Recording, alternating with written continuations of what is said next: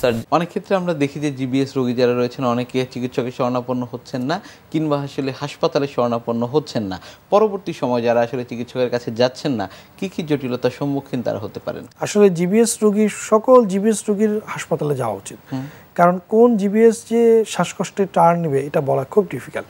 এবং একবার যদি শ্বাসকষ্ট শুরু হয়ে যায়, সে বাসায় বসে এটাকে ম্যানেজ করা এবং তখন হাসপাতালে নিয়ে আসলে আমাদের জন্য ম্যানেজ করা কিন্তু খুব ডিফিকাল্ট হয়ে যায়। প্রায়শই জিবিএস রোগীরা আমরা দেখি যে শ্বাসকষ্ট হয় না, কিন্তু ঢোক গিলার সমস্যা থাকে। সেই অবস্থায় সে খেতে গিয়ে অ্যাসপিরেশন বা শ্বাসকষ্ট, খাদ্যগুলো শ্বাসনালীতে গিয়ে শ্বাসকষ্ট শুরু হয়।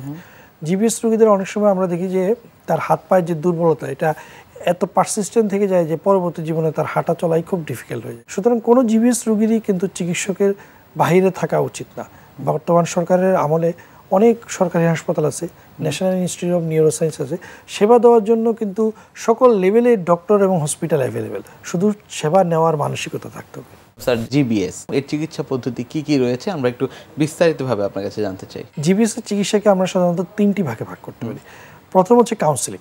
রোগীকে বুঝতে হবে যে এটি একটি ইমিউন মেডিটেড, মানে তার বডি নিজেই একটা জীবাণুর বিরুদ্ধে রেসপন্স করে, তার এই উইকনেস হয়েছে এবং বেশিরভাগ ক্ষেত্রে এই রোগ সুস্থ হয়ে যায়। রোগীকে আশ্বস্ত করতে হবে, বেশিরভাগ ক্ষেত্রে রোগী সুস্থ হয়ে যায় এবং যারা সুস্থ হয়ে যায় তারা কমপ্লিট রিকভারি হয়ে যায়। এটা হচ্ছে ফার্স্ট কথা। সেকেন্ড কাউন্সিলিং হচ্ছে কিছু কিছু রোগীর এই রোগটা পা এবং হাত থেকে শ্বাসকষ্ট শুরু হয়ে যায়।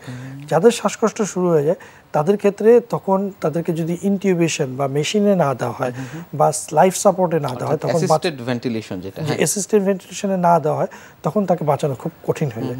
সুতরাং খারাপ হয়ে যেতে পারে এই রোগীদেরকে আমাদেরকে ভর্তি রাখতে হবে এবং সবসময় মনিটরিংয়ে রাখতে হবে। আমরা কিছু ক্যাটাগরাইজ করছি, কিছু বায়োমার্কার এবং কিছু এক্সামিনেশন ফাইন্ডিং থেকে আমরা ধারণা করতে পারি কোন রোগীগুলো খারাপ হয়ে যাবে।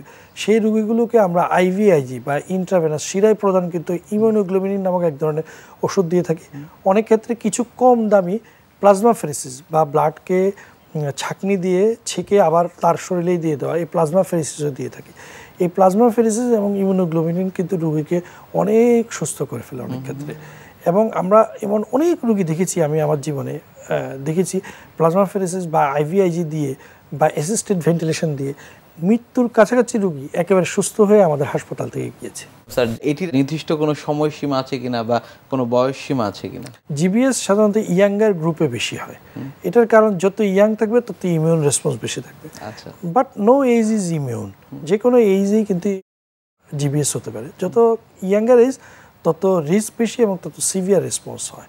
জিবিএস এর আসলে অনেকগুলো ভ্যারাইটি আছে। কিছু ভ্যারাইটিগুলোর আসলে রেসপন্স খুব খারাপ, এগুলো ডাক্তাররা দেখে এবং প্রয়োজনীয় পরীক্ষা করে ধারণা করে। তবে আবার বলছি, বেশিরভাগ ভ্যারাইটি কিন্তু কমপ্লিট রিকভারি।